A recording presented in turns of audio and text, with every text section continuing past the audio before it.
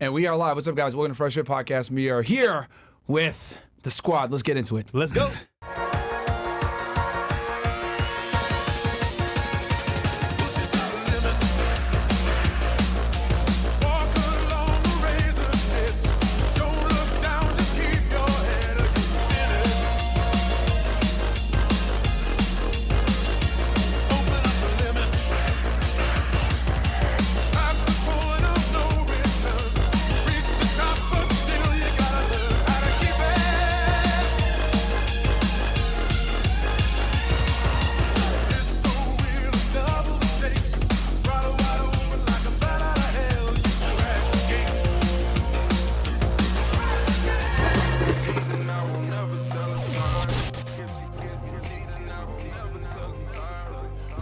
All right. We are back. We are back. What's up, guys? Welcome to the Fresh Fit Podcast, man. It is Money Monday, and I'm excited for this episode, guys. Quick announcement before we get into the show. Number one, rumble.com/freshfit. As you guys know, that is home base for us. So if we ever get canceled or whatever it may be, you'll know exactly where to find us.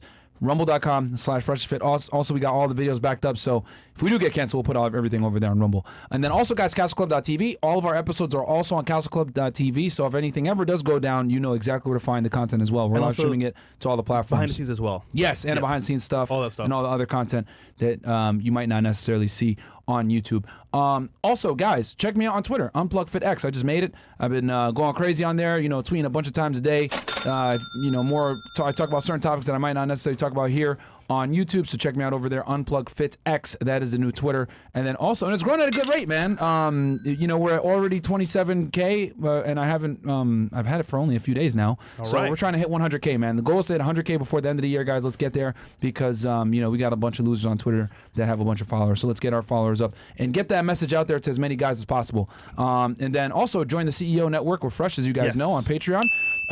He helps guys out with, getting their shit together, really, and then introducing them and putting them in line with guys that are higher status, higher value, so you can go ahead and improve your network because your network is your net worth, especially leading into today's episode of Warren for Fresh. I went and met Roger, and if it weren't for me, Fresh wouldn't have met Steve. So that's how it works. And now you guys could see that we definitely have been able to build kind of an empire here thanks to having a good network around us. And what we're basically doing today's episode, this Money Monday, is we're introducing you guys to our accountant and our real estate guy, Roger, aka Steve and Roger. Yeah, for free, by the way. Y'all are gonna go ahead and be able to ask them questions, and really they're at the top of the game of what they do, man. And they're gonna teach you guys how to screen out for a good real estate agent versus a bad one, how to screen out for a good accountant versus a bad one. We're going to answer your questions. And honestly, we're just opening up our guys to you guys because you can't get anything done of any real significance by yourself. You need a team, dude. You absolutely need a team. I can't say how many times I'm on the phone with these guys a week, whether it's I'm talking to them individually or we're doing a three-way call pause where we're discussing things because my real estate ties and works in tandem with my taxes, and we're able to strategize and move in certain ways to make things happen. And you're not able to do this unless you have a team behind you. Not only that, whenever I want to buy a car, a big expense, I call Steve for help. Yep. Whenever I have questions about real estate, I'll call Roger back in the day. So it all helps me move forward in my current task right now. Yeah. So you need a team behind you guys. You absolutely do. And here's the other thing too. I got a real estate lawyer as well that Roger, me and Roger deal with. Roger makes a lot of calls for them whenever we need to evict somebody. We have somebody to call, and whenever we got to get something fixed, Roger has someone that we call. We'll go ahead and also Roger could talk to you guys also about being a manager as well, because he's not just a real estate agent. He is a real estate broker owner. There you go. So he's his own boss. He runs his own joint. But guys, without further ado, I'm gonna have you guys introduce yourself to the people because it's been a while, especially you, Roger, since you've been on. So yeah, man. All right. Hello, everybody out there. My name's Roger Lasad. I'm a real estate broker owner. I'm the broker owner of Roger Lasad Realty. I'm a multifamily and land broker, and I mainly focus on South Florida. I've been licensed since 2016. I've had an interest in real estate since the 90s. My daughter is a real estate broker in the Atlanta area with Sotheby's. My cousin has his own brokerage up in New York City, and he does big commercial deals, including 9-figure deals in New York City. And my cousin, who also works with investors and has a lot of business in Philly, recently moved down here, and we're going to be working together in the Fort Lauderdale area. So nice. I'm a real estate nerd, guys, so I breathe and bleed real estate. That is true. Steve? Yep. So Steve Colon here. Steve from accounting, they call me, and been CPA for 2 decades now. got two practice locations here in Florida, and predominantly, work with small business owners, entrepreneurs, high net worth individuals, serial entrepreneurs. I'm also an entrepreneur myself. Having owned a medical imaging company in the state of Florida for about 10 years, sold that to a national company about 10 years ago, and I do a lot of stuff with real estate. Have been, in Florida for about 25 years now. So a lot of investing in real estate, flipping. Before the 2008 crash, I did a lot of properties back then. But basically that's it. All right. So today we have 3 things to help us succeed in life. Yep. For example, with real estate and taxes as a team. And then had a screen for, a good accountant or a good real estate agent for you guys that want to get into this world, because you're going to absolutely need a team, but you're going to need to build and make sure that you bring the right people in versus the wrong people. And then Bill, Smo, call it. What do you guys want as far as guys, fnfsuperchat.com, because I know you guys might have some really good questions here. And this is your chance, really, guys, to pick the brain of 2 very, high-level guys in their disciplines. And again, I repeat, for free, by the way. Yeah, for free. You guys are literally going to being or for a low cost. Yeah. You're able to basically get a consult with these guys, which would cost you hundreds upon hundreds of dollars if you wanted to talk to them one-on-one. So you guys are able to do that. By the way, just so you know, Roger, to call you my uncle. So yeah, go ahead, Fresh. Go ahead, take it away. Guys, number 1, as I mentioned earlier, is having a team. Yeah, it's important because obviously there's no I in team, and as someone that wants to be successful, you need someone to help you, for example, with taxes, real estate for investing, and also know what to do. So real quick, Roger, can you tell them how to find a good real estate agent and then how to find a good CPA? All right, so real quick. So number 1, when you guys start off in real estate investing, the first thing I always tell people is have a goal in mind, whether that be something as simple as, hey, I want to make enough money to pay off my car note or to pay off my mortgage or my rent, et cetera, et cetera. So with that being said, when you're looking to find real estate agents, the number 1 thing that I always recommend people do is get referrals, right? Especially if you're looking to invest, I would say start off looking into investing groups on Facebook, join local investing clubs, and there you will most likely find a real estate agent that's already in the game, that's either an investor or someone that's is recommended by a bunch of investors. And for those of you guys that move to a new area, once again, look for the guys that dominate certain markets that you're interested in investing in, i.e. look at who has the most signs up in a particular area, as well as talk to your neighbors. Who are the people that they recommend?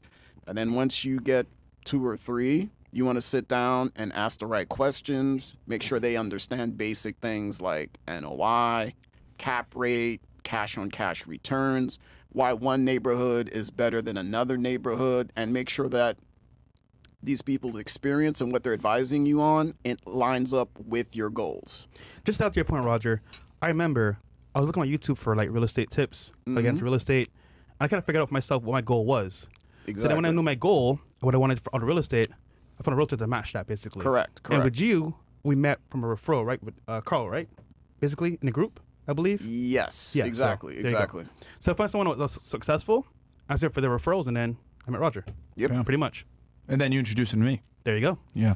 Which I'd like to point out too. A lot of people. All right. So real estate involves the buying and selling of real estate, right? But another huge component is relationship and relationship building, which is like what you just alluded to.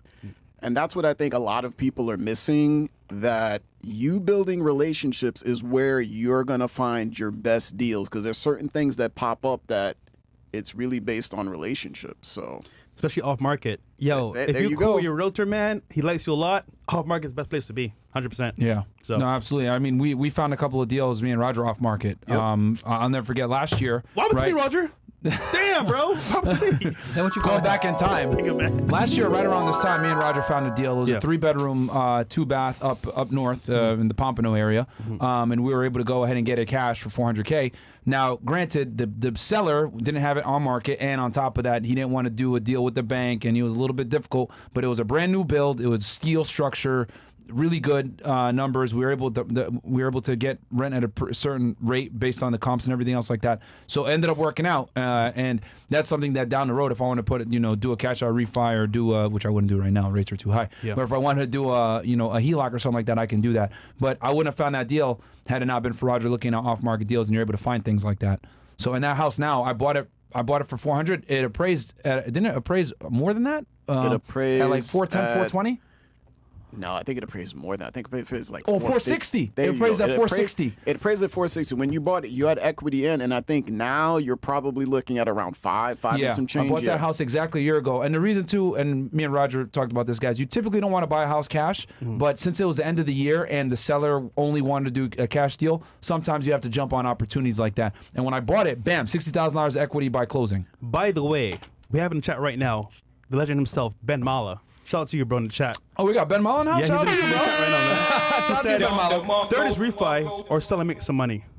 Okay. So, there you go. Yeah, Ben, we need you back on the podcast, man. Next time you're in Miami, let us know. Do I have... I have his son's You have his son's contact? Yeah, Hey, we'll but- bring Ben back on, man. That was Don't a make fun great of me, interview. man. Yeah, he's gonna roast you. Don't make fun of me, man. Come on, man. I'm too black. Shout out to Ben Mallah, Okay. man. Go check out his channel, guys. Awesome guy. Sorry. Sorry, Roger. You were saying we're Got talking about the property, deal off market, and then No, yeah, exactly. So, like you were saying, I mean, just to refresh your memory, because remember, because it was about the second week of December, and he approached me and said, "Hey, for tax reasons, I need to sell this property." Yes. I know you were looking to buy also, well, for tax reasons. yeah, of course, But, before the end of the year. So it worked Yeah, out. and we basically had less than 2 weeks to close the deal. Yeah, Because he was like, "Yo, if this doesn't happen before January, I'm walking away. I don't care." yeah, So yeah. But And isn't it crazy though? Motivated sellers go to a realtor to get rid of it fast, and then he meets a motivated buyer, Yeah. connects the Well, two. well, here's the thing. I just want to be clear because, damn, this individual, believe it or not, is actually a broker. Yeah, he's also a broker, and it's not that he came. I'm part of that same network. Once again, relationship. I'm like, you know what I mean? He's part of that network of investors I deal with. So that's why he was like, "Hey, I want to do X," and I was like, "I got you," and he thought I was kidding for a few days. But anyway, we were able to negotiate, make it work. But this is what I'm talking about. Like the best deals, you're only gonna find the best deals through relationships. Is if Yeah. you're in that special group, for example, in school, the cool kids. Yeah. If you don't know, you don't know. But if you're in there, you yeah. win. Being off market deals a lot of the times, especially in a competitive market like Florida, South Florida. Actually, mine was off market too. Actually, to be Yeah. fair with you. Yeah. Off Okay. market. All right.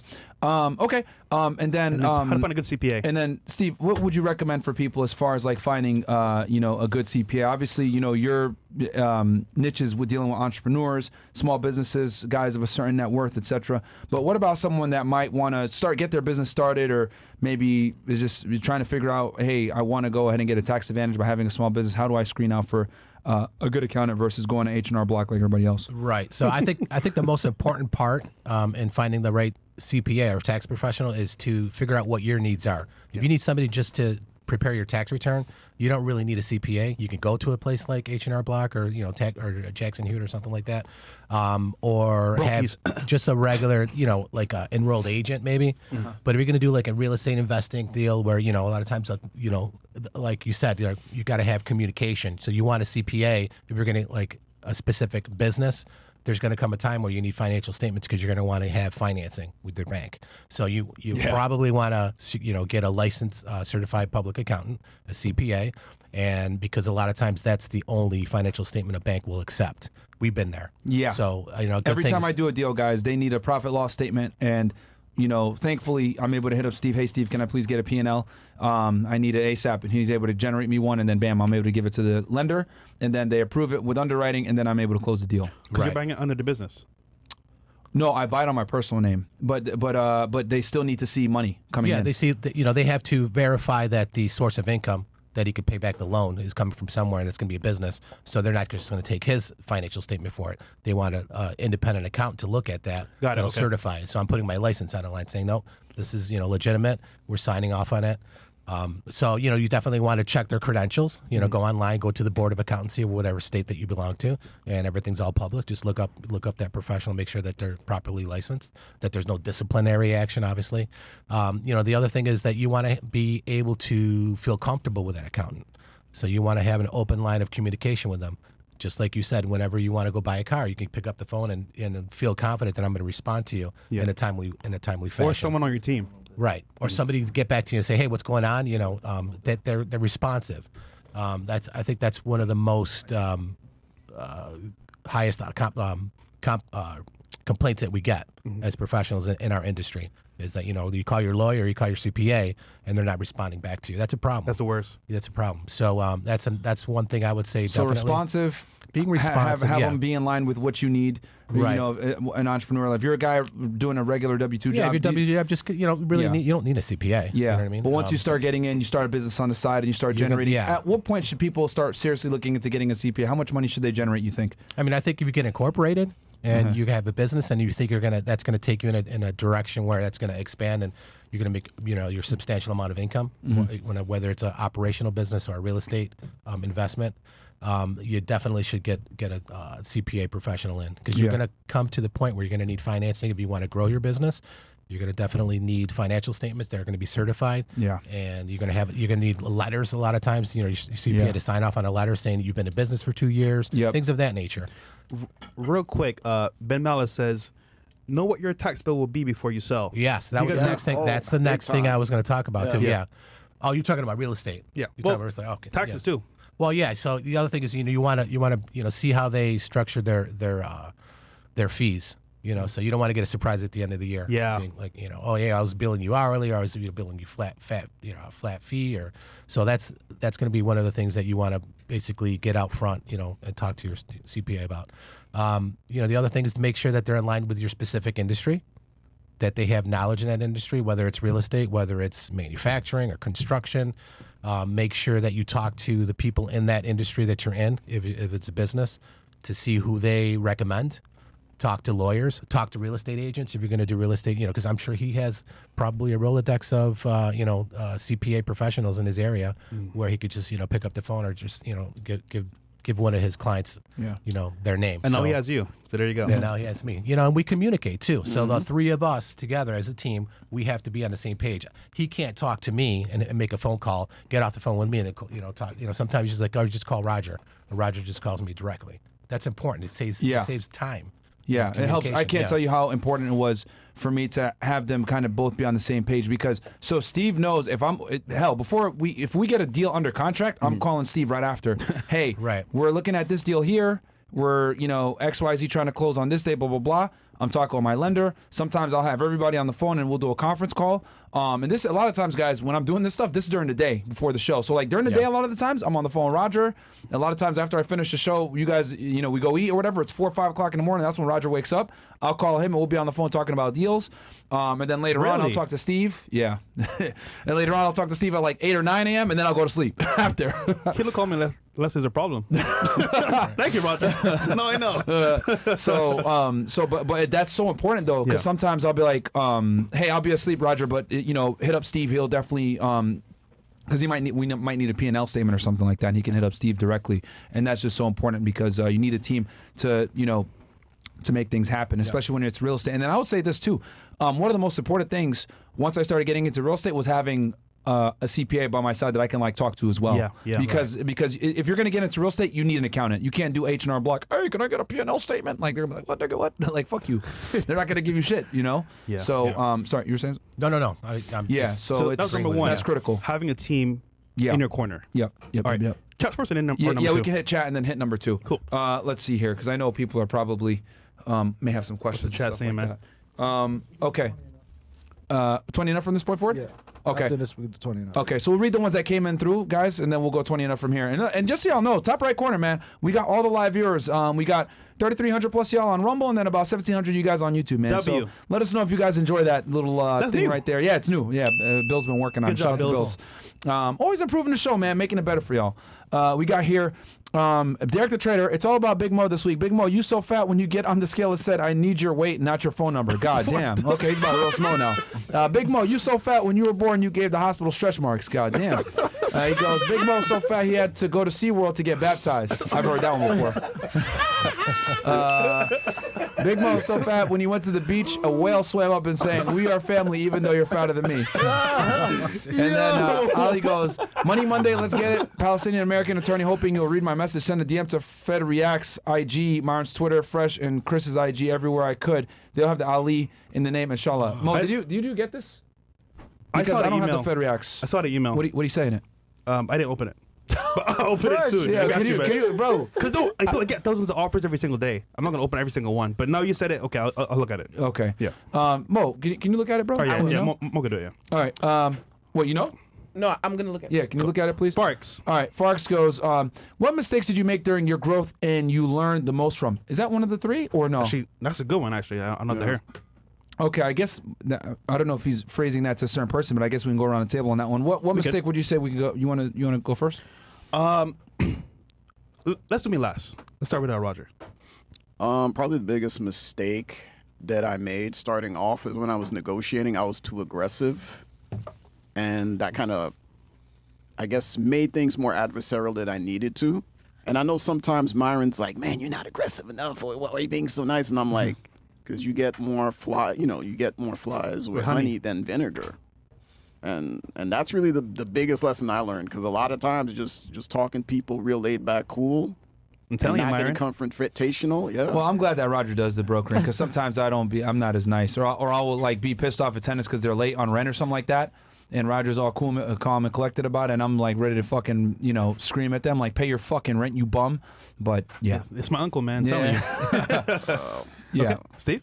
So for me, I think the biggest mistake I made was getting into business with the wrong partner. Uh-oh. Yeah, investing a lot of money trying to unravel that. That was kind of. Was he blue pill? I don't want to say the word. Was he blue pill? He might. Yeah, I don't know. No, not really. No? Well, actually, you know what he was, because what happened was his wife. See? Boy, here we go. Actually, Here we you're go. right. You're right. All Now- the time on the show, bro. Yeah, the story goes That like was this. easy. He called me in the middle of the night, said, "Hey, I got the server, I got the all the equipment and everything." He went home, and his wife had a trailer out and had the whole house packed up. She said, "I'm going back up to New York, and you could stay here. It's either you stay here with the business or And I was running my CPA practice at the time. I was just an investor. I was kind of like a passive. I had to run in. I had like $250,000 in the company, and he just up and left because of her. Wow. And they went back up to New York. Yeah, so there you go. So I guess he was blue pill. So listen, man. What an idiot, Typically, man. they say, Yeah. "Oh, let me ask the wife first, just to Yeah. verify." Yeah, Nah, that's bro. an L, bro. Yeah, that's crazy. I would say one mistake I made, which I'm glad it didn't end up messing me up. We were talking about before the show. Trust the numbers, man. There was our first deal that me and Roger did was on a house, and I actually talked about this house with y'all on the show. It was I didn't like that. It didn't appraise. I remember we ended up buying the house for $358,000, right? And it appraised at, or we bought it for it appraised I think at 358, but we paid 368, something like that. No. If I remember correctly, we got it under contract for maybe 350. 350. No, actually, I think it was like 380. Actually, we got under contract 380. Yep. I told you it wasn't It going to appraised for 337. at 335, and you were like, "What the hell?" Yes, But then you okay. ended up. But I told you, I was like, "Well, it's not going to appraise. You're going to end up paying way less than what we got it under contract for anyway." Which we actually ended up doing that, because I think we ended up. Yeah, you ended up paying like 350 for it after everything was said it was and done. okay. I remember what it was. It was we got under contract. This is my first real estate deal, guys. So I'll Yeah. go ahead and go back in time here. This is March of 2021, right? Yeah, March of 2021. Yes, I think so, March of yeah. 2021, right? So find a deal, Duplex, right? We go under contract for about 370, right? We do the appraisal, comes back at like 337. Right. The seller, who was also the listing agent as well, because Yeah, I remember he was a realtor and he was the owner. Yeah. He was a little bit of a dickhead. He didn't want to budge really. He didn't want to come to us in the middle. He said, the best I'll do is 358. So I'm like, damn, I'm paying $20K over what it's appraising at, But I'll never forget, me and you took a ride in the area. We saw that there was a lot of development going on. They were building a Walmart. There was a train stop being built. Walking distance to a train stop. Walking distance to a train stop. There was a shopping center being built as well. This is up in North Miami area, right? And up by like 76th Street and stuff. So I was like, you know what, man? And this is like right as the New Yorkers were coming down here and stuff was starting to boom. So I was like, you know what, dude? We should just pull the trigger on this. And Roger was like, yeah, let's just do it. And I just put my feelings aside. The numbers were still good. We were still getting about it. I think a 13% cash on cash return. It was something up. Yeah, Even with us getting it at a higher price and paying over appraisal. How much is it worth now? I'll tell you right now. I'll give you guys the actual one. There you but, go. I'll look it up right now as of today. But it ended up being one of the best decisions I made because that house is worth way more now. This is during COVID? Wait, was this during a pre-COVID, or was it right before? It was still people. There was still masks and all this bullshit. It was like early 2021, because we found a deal in early 2021 around January. We didn't close until March. I guess it was during COVID then. It was still during, it was 100% during COVID. We got the house for like a 3%, and the other thing too, we got it at a low ass interest rate. It was like 3%. Yeah. So. Oh yeah, so definitely. Yeah. So, I will tell you guys right now, that house is now worth. Give me 1 second. $579,000. Sheesh. That house is now worth 500. According to Roger. Redfin, about 579. Hey, cut him a check, man. Cut him a check, man. Yeah. So granted, Redfin isn't always accurate, but it gives you a good little ballpark of where it'll be. It could be probably, even if it's 50K below what that is, that's still a significant increase from when I bought it. And people call me every day, yo, do you want to sell? And I'm like, nope. And then hang up on them. But that's how you know you got a good deal. So so I would say trusting the numbers. Trusting your experience, of course, we never want to buy speculatively, but dude, it was like when it's like that, you're in a hot market like Florida, you know that the interest rates are going to go up, you're getting it at a good rate, you're still getting a good cash on cash return.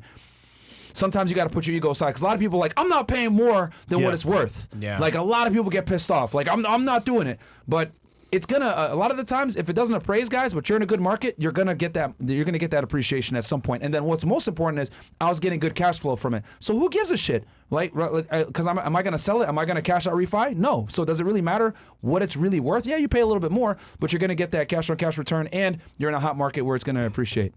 Damn. So that's what I would say is like trusting the numbers, trusting the experience, and just making a deal happen and not putting your emotions in it. Because another part of me was pissed off for the seller because he didn't want to budge on that, even though it appraised like 30K below, right? What we went under contract for. You got it though. Yeah. So it ended up working though. It was a good deal. My biggest thing I learned during this process is not setting bigger goals. I think for me, it's kind of like I got into the real estate game pretty early on, and I bought property. I got it. So you know what? All right, my goal was to get a property. But I didn't think too much after that what I should do next. So I kind of waited a little bit, and then COVID finished, and then kind of find out now the rates are so high. So I have a few properties I bought in Barbados and then offshore, but I should have been like Myron and bought some more before the rates went up. So I'd say rates are crazy now, bigger bro. goals. Holy. My biggest thing. Yeah, the rates are crazy now. So, okay, what else do we got here? And you guys should also shout out to Roger. Roger's the one that got this place. So down the Marco Friend, we wouldn't have a studio for Roger. Because when that other building gave me that bullshit, first person I called, hey Roger, we got to find a spot because these dudes are telling us they're not renewing the lease, man. We need to find something. So, fresh had a building in mind. Roger was like, let me look in there. We found a couple of the units in the spot. We looked at them, etc. Kind of went in, toured them all, and then we're like, yeah, this one's going to be the best one for what we're trying to do. I can't forget to mention David. Oh yeah, shout out to our guy David. In writing, we couldn't do the studio or do the shout podcast in here. So shout out to David. Y'all will meet David one day. I saw him. I ran into him in the gym the other day. He's a funny guy, man. What else do we got here? Cool. We got here. Name 2 mentors learn the most from. I think he means to say you learn the most from. The most from. Yeah. Shoot. No, he's my uncle, bro. He knows everything first. Go ahead, uncle. Yeah, I mean, I got 2 people. Damn, I can't really say their names. They're people I know personally. They've been investing longer than anyone in this room has been born. Like one of them, he's like 86. The other one's like 70 something. Damn. Yeah, I've learned a tremendous amount. But see, this is what I'm talking about: relationship building. I mean, one of them has done over 1,200 personal real estate transactions. Damn. Owns properties in 23 different states, multiple properties in 20 different states. And he's the one that built the house that Myron bought off market, the last one. So yeah, I've learned a lot from him. And then another person was like the CEO of a company I used to work with, and he sold the company for like 120 mil. So I've learned a lot studying him and just things that went on at that company. So you'd be surprised. People in your own backyard that are not famous or too big in social media could have the keys to your success. Honestly, man. No, absolutely. Yeah, the richest people aren't influencers, bro. That they're not. Yeah, they don't want to be out there like that. Facts. So, what about you, Steve? So I would say the 2 people would be Myron and Fresh. Myron and Fresh, yes, actually. No, actually, you know what? It's a little closer to home. So the most impressionable mentors that I had, because my father was a business person too. So I would say my dad first, just because I used to watch how he used to negotiate with people, the way he used to carry himself, and he was kind of like a street smart guy. And then my brother was like a book smart guy, right? And then he would teach me a lot of stuff too as well. So he's a few years older than me. So I would say those two guys. Wow. Yeah. Cool. I mean, you guys already know, like, obviously shout out to Brandon Carter. I've had so many guys that help me out in different ways, right? You got Brandon Carter, you got John from Modern Life Dating, you got Donovan Sharp, you got Rolo Tomasi. All these guys helped me come up in the game. So I got to, obviously give credit to all of them. Yeah, I would say Lucario, all these guys took a chance on me when I was a nobody. Kevin Samuels. Yeah. Donovan, too. I said Donovan. You did? Okay, Yeah. there you go. I would say my granddad for sure. Yeah. Because he came to America when he's younger, worked at a factory, overtime as well, and then became successful, and then made a way for my family. And then number 2, I would say is, honestly, surprisingly, Grant Cardone. Oh, yeah. Him telling me no put a fire under me that, like, I didn't have. So shout out to him. All right. Good. All right, what else do we got here? And guys, just so you know, 20 and up from before. I'm reading these chats that came through. Yeah. But all right, Ali goes, I have an offer for a 6-figure salary, and I'm praying I get 2 minutes of Myron fresh time before I make that decision. I'm running out of time, brothers. Take this small chance on me. I work my ass off, lost 100 pounds because of the show. That shout out to you, bro. Well, tap into the email. Mo, can you find that email, please? Okay. thank you. Sasson goes, Austin Dunn will be exposed by the Santa Center 2 hours from now. This man, all Austin's teaching, get ready for an awakening. What? Bro, we're not here for drama, man. Like, we're here trying to uplift guys and Dude, teach this them is a something, Money man. Monday, Like, bro. what the fuck is wrong with you, man? Like, bro, not here to bash somebody else. I get along with both. Shout out to Austin and to Marquette. They're both good guys. Like, bro, what's wrong with you? Hoss donate $10 goes, got about $2K in savings. Curious if it's a good move to throw half of it into crypto or do I focus on increasing income? Whoa. $2K in savings, bro. You need to save more money. Invest in yourself, nigga. Yeah, you need to learn a skill, bro. Like $2,000 in savings. If you throw that all in crypto, like, what are you doing? You're gambling. You need to make more money, man, and save more money. Yeah. Now, like, your first priority is to have an emergency savings account, bro. Like, that's your first priority before you start investing. Black Argon goes, Myron, off topic, but please fixate on the total number of rich/tall successful people when Destiny/Jazz cite their stats. The stats will not bear out hypergamy because the sample of high school men is too small. It still exists. They ignore this. Yeah, high status man is too small. I mean, bro, you guys already know that they argue in bad faith a lot of time, especially her. So You can't win, bro. yeah, bro, like, they're gonna, you know what I mean? Like, the problem with studies are great, but they don't cover everything. And a lot of times the studies don't lack something called common sense. So Which they don't have, by the way. which, you know what I mean? It's not always going to show. I just saw it last night. Friday night, actually. Friday night? Oh, with Yeah, her? yeah, bro. So, Midwest Aromas, donate $10 goes, my first CC arrived last Friday thanks to you guys. Credit card. Okay, American Amex Blue Preferred. 736 credit score, 8% auto loan. I had a 450 credit score, 27% loan just a few years ago. Business, IG, Japanese car air fresheners. All right, shout out to you, bro. Shout out to you, bro. Midwest Aromas, congratulations. Roger looks like Fresh's older brother. P.S. Myron looks like Punjabi Punisher. Okay. Ghost Haven goes, is wholesaling a good way to enter real estate investing? I'll turn that to you, Roger. What do you think? It depends on where you are, but in some states, absolutely. You're talking about where you get a contract on a property and then you Sell sell the it to contract. somebody else? Yep. Okay, yeah. Yeah, it's a way to get in. Let's see here. And guys, if you want to, we did a whole episode with Detroit Mogul on that. If you guys want to, on wholesaling, type in Detroit Mogul Fresh and Fit. And we did a whole episode just on that. So if you guys want to understand wholesaling, go ahead and check that episode out. Lord Malachi. Lord Malachi goes, I'm 20 and still in school for computer science, no loans. I just got hired for my first job making $65K. What advice can you give on managing my money, investing, spending, etc.? Thanks again. That's from Lord Malachi, 20 years old. Still in school, computer science, no loans, so he has no debt, and he got his first job making $65K a year. So that's roughly what, $5,000, $6,000 a month, something like that. Yeah. I would say get more certs if you can for your career.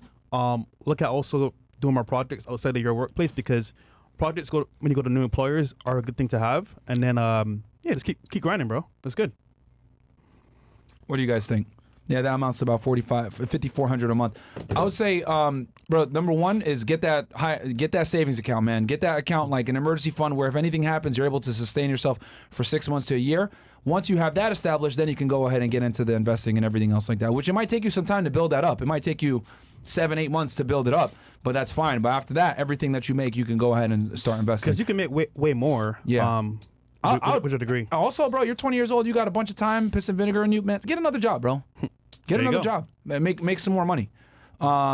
and get a job that's more flexible, that isn't like more of like a weekend job. You know what I mean? Get another job, make a little bit more money. You'll be able to go ahead and hit that savings number faster. And then the faster you do that, the faster you can start investing. And then, you know what they always say, money loves speed, right? So you're going to be able to kind of propel yourself He's there. up to a great start, though. Yeah, but That's a 20 good years start. old making $65K a year is fantastic, bro. Just stay on track. Don't do dumb shit because, I'm going to go to the club and stun and, trick on girls and do all this other dumb shit. You can absolutely fuck yourself up as well, with $65K a year at 20.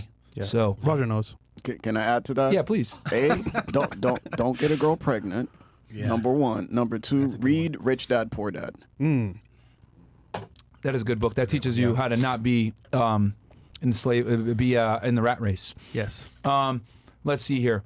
Nobody goes, hey, FNF, love your content. This one is for Steve. I'm starting an exterior home washing business with my father. How should I structure my business to obtain initial funding? Should I start as a sole proprietor or an LLC starting from scratch here? Good question. So the entity structure does not matter in this instance, and definitely you do not want to be a sole proprietor. So we have talked about that before because you're going to wind up paying way more in self-employment tax than you have to, and you should get incorporated. Definitely go the LLC route. If you don't necessarily need to do that, based if you're just going to be a washing, what is it? It's pressure an washing business? exterior home washing business. Okay, pressure washing business. You could just be a straight incorporation and then just make it an S corporation. You don't necessarily need to do the LLC. But that would be my first bit of advice. And then to structure yourself for initial funding, they're definitely going to go based on your personal credit. So hopefully you got good credit and you have they have a proven ability to have paid back, credit card debt or car loans, things of that nature. That's where they're going to start. But another place you might want to look, if you don't have a ton of credit and a business longevity where you have to have like 2 years basically if you're going to get something for a business loan where it's unsecured, you could start with the SBA.gov. That's a Small Business Administration, and a lot of times they'll be willing to give you loans through the government for businesses, and you go onto their website and you can download all of their like business plans for any types of industry or whatever. You could start there. A lot of times they're willing to give you more of a shot than your local commercial bank would, basically. So I would start with SBA.gov. Yeah. And guys, keep in mind that the United States was built on the backs of small businesses, man. So nothing wrong with going ahead and starting off and getting a loan through the SBA. Okay, we got here Derek the Trader. One way to raise cash via equity margin loan. Example, if I have $100K invested in marginable securities such as an index fund from Vanguard, you could borrow against those securities at around 9%. Of course, they're a risk, so consult your broker. Yeah, typically. I mean, Get a loan, you don't got to pay taxes on loans. Wise Gambler goes, as a beginning real estate investor, how do I come up with an ROI percentage for other investors? As a beginning, what do you mean other investors? Yeah, that part kind of threw me, but I mean, I would say the best thing is to look up the definition, do the calculations, because basically ROI, for you to get ROI, you got to know what the net operating income is, and then you divide that by the sales price. But then, so basically what you're looking to do is take the profit minus the expenses. That's your net operating income. And then you divide that by the sales price, and that gives you your rate of return or rate of interest, and you take it from there. But I know this is short. I mean, I don't want to get too into it. Return on investment. Yeah. Yeah. So basically, you're going to have like take your rev, which is going to be your rental income, right? I'm assuming. Yeah, that question's a little confusing. For other investors, bro. Yeah, I mean, it sounds like he's trying to maybe crowdfund a project, or I don't know, look for other investors. But yeah, that's the simple thing. As a beginning real estate, how do I come up with ROI percentage for other investors? Well, honestly, dude, here's the other thing too. Do your first deal by yourself. Like, Yes, don't I take other recommend that. people's money to do your first deal, and then because you're gonna have a lot of pressure on you to give them the money back and all this other crap. Like, no, man. And Actually, then there's legalities you got to deal with. you might end up like DJ Envy. Yeah, Caesar. man. You Don't know do what I'm it, saying? bro. Like, bro, Don't do it, dog. Yo, do your first real estate deal by yourself to learn everything. You know what I mean? Like, from beginning to end. Hell, even manage it yourself as well, so that you can figure out dealing with tenants, all this other shit. And it'll really put things in perspective for you, so you understand. Okay, what do I need to do? All right, now I need to get a manager. So take it from beginning to end on your own, bro, on your first deal. Like, I wouldn't fuck around with other people's money, man. Yeah, bro. And you're asking, bro, once you start raising money and trying to take other people's money to invest in deals, and you're not necessarily a savvy investor yourself, you're gonna run into issues, bro. Yeah. Like, don't do that, man. Jay all day goes, About to pay off my rent-to-own home in May, and I'm inheriting a home in January. What is the smartest move to make next? Also, I have 1 year running my own construction business, and it's been a successful year. Any advice? Well, I don't really know what your houses are worth. I wish you gave us a little bit more information. Yep. Guys, you gotta add numbers. Yeah, if you y'all don't gotta mind. add you got Some more context here because this is kind of very vague. Yeah, pull that back up again. So you're gonna own a house, He's gonna own He's his rent to and then he's own inheriting a home in property. January. Yeah. Which I'm assuming it's probably going to be paid off. So he's going to have 2 paid off houses, and then he has a construction business. It depends, dude. What is your goal? Are you trying to buy more real estate? Because if you're trying to buy more real estate, then you could put a HELOC on one of those 2 houses that you own, or both of them, or maybe you could do a cash out refinance, even though rates suck right now. It depends on what your goal is. So again, we need numbers, man. If you want specific, you can't ask us for specific advice. Give us specific details on what your situation is and what you want. Yeah. All right. All right, can you guys go over pros and cons for commercial and residential real estate? Everyone on YouTube is biased towards commercial real estate. That's a good This one. is a good one. Roger, you want to take it away? Yeah, all right. So, commercial real estate and residential real estate is kind of a generic term. Like, for instance, a lot of people would look at a 100-unit apartment complex and say, well, the use is residential, but it's still considered commercial. So I'm not 100% sure what you mean by that, but I'll just assume you're talking about 1 to 4 units and then 5+ units. Oh, he wants the pros and cons for each. Yeah, the pros and cons, well, it's simple. You have greater tax benefits, and the financing is completely different when you're using commercial real estate, and there's a lot of advantages to that. One of the biggest advantages is that you can actually get loans in commercial real estate that are called non-recourse, which means they don't hit your credit, and if the property goes bust, your company is the one that takes the hit, not your personal credit or your personal name. So that's one. And like I said, the financing is different. Case in point, I'm just going to say this just so everyone knows, once you go above 10 units, when the financing looks at the property, all they care about is the income coming off the property. They don't care if you personally have enough money to cover it. If you make any income, they're basically treating that more like a business, and it's completely separate from your own personal income and finances. So that and the tax benefits finance, that's the main difference. Even though you have to depreciate at a higher, because at commercial, 37 and a half or something like that versus 27 and 39 years. Yeah. Over 27. 27 I and a think, half for residential, yeah. Yeah. But you're talking commercial. When you're talking about commercial, like maybe he's talking about like office space or retail space, like malls and stuff like that. No, Are yeah, you, definitely. It could be Are either. you finding that soft over So residential? here's the deal. All right, so when we talk about office space, B, C, and D class are soft. A class, not a problem.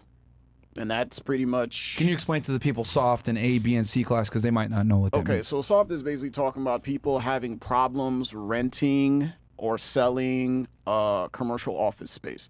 So now when you go to A, B, C, and D, A is basically the best commercial office space. Typically, those are the ones that walk in. They have the great lobby. There's people reception. You've got security. You go up to the office. It's in like fully- Manhattan. Yeah, yeah. Or Well, not Brickell, just Manhattan, or- but the buildings are the top Just buildings, just basically. nicer, fancier. Yeah, Or those a law office would be, maybe. yeah. These are the offices that investment firms go to, big lawyers go to, Yeah. big accounting firms.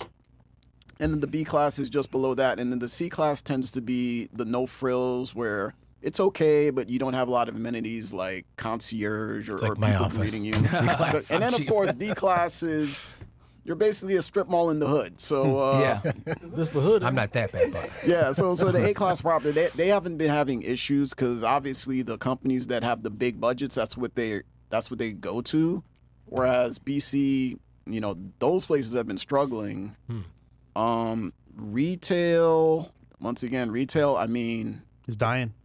it is, but like there are just certain brands that are still doing very well. There were certain companies that did very well during COVID, and basically, if you know what you're doing, you did well during COVID. The ones that were mediocre, yeah, they got cleaned out. So Steve, isn't there like advantages to having commercial real estate for taxes? Or no, for companies? not really. I mean, both you're going to be able to depreciate. You can do cost segregation studies, which are huge for both properties, just as well. Sometimes it's even better for commercial because there's more money involved with those deals. Typically, you're going to buy a commercial property for higher prices typically than your average real estate residential deal. So, yeah, they're about the same. The other thing too that you had mentioned that I think I really want to draw people's attention to a commercial, and this is why I've said, like, if you're going to do commercial, man, try to do residential commercial, because you got tenants and stuff like that. So you're basically, as you guys know, anything above 5 units, now you're entering commercial real estate, versus 4 units and below is still residential. They tend to look at, so with 1 and 4, they look at you as the investor, and they look at your finances very hard. Do you have enough money to pay this off? What's your reserves like, etc.? They really scrutinize the buyer when you're doing residential, right? That's why I need profit loss statements from Steve. They're looking at my bank accounts. I have to send them updates on everything. It's a pain in the ass. But when you're doing commercial, they look at the unit that you're buying, and they look at that and they see how much can that generate, and that's how they evaluate when you're doing commercial. So you don't necessarily have to have as much, I guess, capital, or they don't scrutinize you as hard as a buyer when you're doing commercial, because they're looking at it like, okay, we know if you're buying commercial, the building in itself is its own business. How much money can this thing generate? So that's what they tend to go off of. The value of how much the building can generate, how much money the building can generate will immediately dictate its value, versus on residential, it's not necessarily like that. I got a question for you. So are you finding, because you bought these properties at a really good time, right? And you're talking about, okay, maybe I overpaid a little bit on some of the properties, but you're always thinking long term. Yeah. Because you're going to rent these out. But I'm finding now, and some of my reading and stuff like that is, are you finding now that like the rental market is like really strong right now, because most people can't afford to get these houses at the 8% mortgage rate? So renting a place, so you're in a really good spot right now as far as being a landlord. Yeah. I think the rental market right now is like we've been able to raise rents without too much pain. Yeah. Me and Roger, especially on the Miami ones. So yeah, we've been able to definitely raise rents, especially in Miami. Are you finding that Well, all right. So most of Myron's properties are C and a couple B class properties. The C. Can you explain to the audience real quick what for now that we're talking about residential and commercial, residential C and B and A class. So the easiest way I can explain it is A-class properties are the properties, or I should say A-class rentals, usually people that make well into the 6 figures rent those properties. They're luxury properties, tons of amenities. B-class tends to be the properties that, like, let's say firemen, police, nurses would rent, people that make either low 6 figures or close to 6 figures. And then C-class is more of the working class. They usually are either paycheck to paycheck or just above that. And then D-class is basically really bad properties. The hood. Yeah, basically. The hood. Yeah. So with C-class properties, I love C-class properties because you're C-class. I have no problems renting to them, because what happens is, in an economic downturn, the A-class renters, they just drop down to B-class. The B-class drops down to C. Yep. And then boom. Yeah. So I'll give you a tip as well. Yeah. So my property I bought in Miami, it raised the rents $600, and everyone stayed. And there's no problem. Yeah, because it's more expensive for those people to try to go out and get. They tried actually leaving to go somewhere else. They say, you know what? I'm just gonna stay. Yeah, they tried 8%. The trick with that, the strategy me and Roger employ is we look at the comps in the area, and we strategically raise the rents to just below it. Correct. So we'll go 50 to 100 below the comp. So we'll raise it on them. And then we'll tell them, hey, well, you're not going to find something better, really. And we just raise it on some people, and they're going to leave. But I don't give a fuck, because they're problematic tenants. So we're going to be able to find other tenants. But also, I added new paint to the property. Oh, yeah. I added a better gate, better amenities as well. So when I raised the rent, it made sense. Yeah. Are you finding that there's a certain like wheelhouse of price for where you find the most like coagulation of buyers? It depends on the area. Okay, it's like at 400,000, 500. Has it dropped down because of the rates? Because I know it used to be like 400,000 was like the wheelhouse for like a single family home. Yeah. Well, I don't really do single families, but I do multi-units and multi-family. But yeah, I mean, I would say a good rental property in South, you're looking at around 600K, okay. 6 to maybe 675. Okay. Where you could still potentially cash flow. Also, I feel like Miami, the area itself, people will want to live somewhere. So regardless of the price, they want to be here. Yeah. So, but yeah. So yeah, for my properties, most of them, B and C, right? For you would say for us. So, but the only thing is, and I will another mistake that I made. You want to try to put people in that make a certain amount of money, man. You don't want to. Once I noticed, like, problematic tenants, once they make under 60K, it's like then you start getting into issues with them of maybe not being able to pay rent, or if they're Section 8 or whatever it may be, and you want to raise the rent, then Section 8 only covers a certain portion. So that's the only thing that kind of sucks when you're dealing with like the C stuff. I find 2 incomes, like a family, works pretty well. Yeah. Yeah. So do you do like a credit pull on them to get like I don't do it. check My their credit and like property manager, she does all that So now. you do the credit history pull and all that stuff on the tenants? Yeah, so I'm glad you brought that up. So we'll start from the beginning. If you want the best tenants, kind of like Myron was saying, you got to have the best product at the best price. And realistically speaking, the best family formation for tenants is usually, like Fresh was saying, couples with small children. So what does that mean? That means you need to have at least 2-bedroom, 1-bathroom with 3 twos, probably being the golden rule, because that's usually when you get that apartment bed bathroom breakdown is usually where you get the families. You usually get the 2 couples that are both working. You get a couple of kids. They tend to be more stable. They tend not to move around as much, and they tend to take better care of your property. And the reason I bring this up is a lot of people kind of get blinded by greed, and they'll go out and they'll buy a property that's a bunch of 1-bedrooms, 1-bathrooms. Oh yeah, fuck that. Right. Yeah, we stay away from that you're one attracting. ones. You're basically attracting single people. If they're a couple, they're probably not married. They're probably, a young couple. And then you notice you tend to have more issues with that. So my recommendation is at least 2 1s, 2 2s are good, or 3 2s. And those tend to bring in the best clients. Also, like Fresh was saying, with his property, he rehabbed it. Myron actually does a very good job of taking care of his properties. And like I said, the golden rule is best product at the best price. Yeah. Yo, imagine if we made a list of who not to rent to. I got 10 I right got, now, bro. bro. Oh, Yo. man. No. on Don't YouTube. don't focus on. Well, don't focus on Me that. and Roger have had some conversations about Don't this. focus on that. Focus on. Single. No. Well, here's the thing, right? If you buy the product that attracts the best tenants, then you don't even have to worry about that. Yeah. You see what I'm saying? Yeah. Because like single people aren't going to rent 3 2s. True. Well, at least not most of the time. But yeah. Okay, you know what? This is the here's a conversation that's a little uncomfortable that I guess we should probably have with the people. Problematic tenants and evictions. Let's talk about that, Roger. How do we deal with evictions now? Well, if they don't pay their rent, they get a. We gotta 3-day deal with that right now. Yeah, it's a 3-day notice, and if they don't correct the issue within the 3 days, then it goes. Then there's a court filing. Yeah, we're in the And- process right now, kicking 2 tenants out. Damn. One Oh, the other dude paid? of them paid. Oh yeah, damn One of right. them paid, and supposedly the other one's gonna pay. I haven't checked, but supposedly they're gonna pay today, so we'll see. All right. So, well, actually, you know what? Okay. So we could go ahead and tell them how we kind of dealt with this. So we were nice. Hey, you got to pay your rent, blah, blah, blah. They didn't pay until the end of the month last month. And then we told them, all right, this happens again. We're not fucking around. You're going to have a 3-day notice on your fucking door and we're kicking you out. We're going to begin the eviction process. So they didn't pay, right? What is it in Florida? After the 6th, they're technically late? Well, that's per the leases, yeah. Yeah, because they're supposed the 1st is technically when it is, right? Yeah. So they were late. That 3-day notice was put up immediately. We have a lawyer that we already deal with as far as like evictions go. That's another thing. Yo, if you're gonna do C and B class real estate, guys, have a lawyer that you can just go to immediately for evictions, man. And then we hit him up, and then what ended, and then we threw the 3-day notices on there, and then bam, they knew it was, and then because they have 3 days to pay from that point forward. Correct. And sometimes, bro, that literally like tells them like when they go home and they see the thing on their door, bruh, we mean business. You know what I mean? That you're gonna be evicted. So I hired a property manager, and she don't play, so they pay on time now. Yeah, My need one sister, of bro. those. She don't play though. Okay, Yeah. good.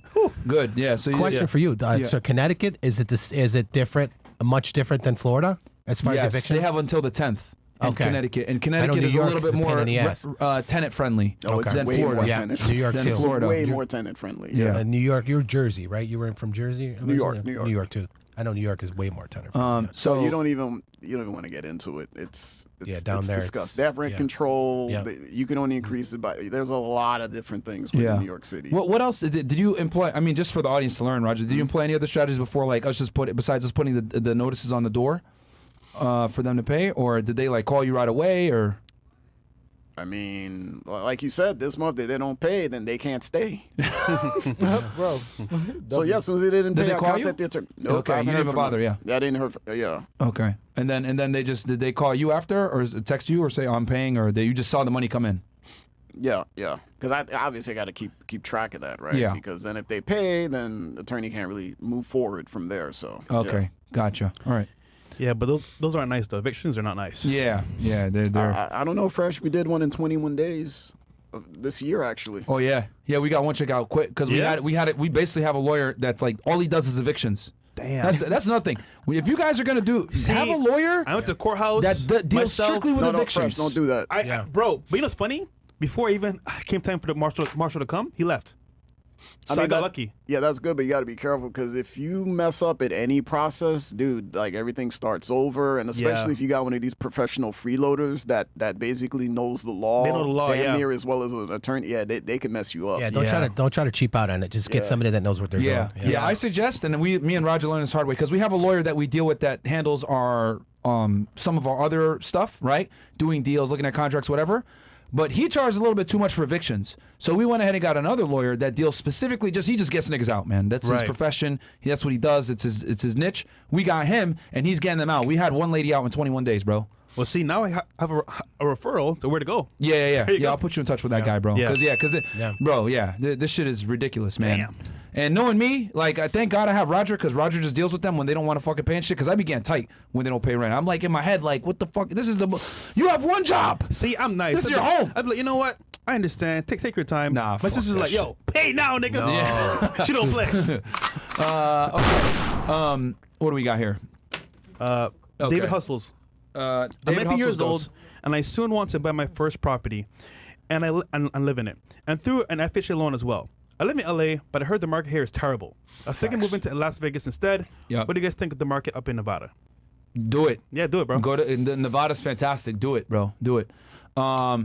Okay, and we were just in Vegas actually recently. It's Every nice, time bro. I go to Vegas, dude, there's new buildings going up.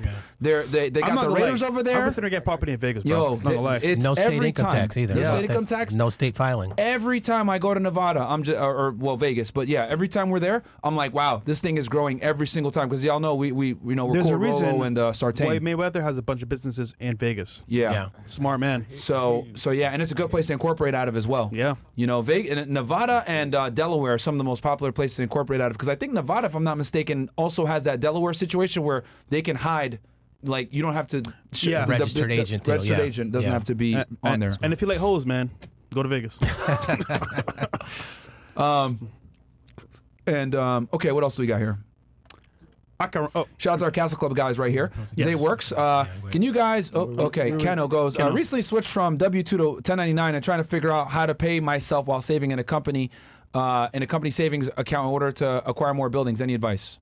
Well, hopefully you're incorporated as an S corporation if you're going to be a 1099, and you have to take a portion of your income and you have to categorize that as a W-2H to yourself.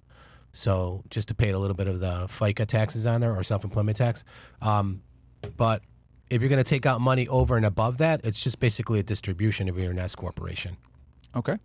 And guys, by the way, we got 3,600 y'all here on Rumble and then about 2,400 of you guys on YouTube. Do me a favor. I see that we only got like 1,000 likes or something like that on YouTube. So I need you guys to get us up to 2,000 likes, man. Just smash that like button because we're giving you guys a lot of sauce, answering your guys' questions. This is life-changing Please. advice that we're giving y'all here. Don't forget, they both charge not too much money, but a bunch of money, basically, right?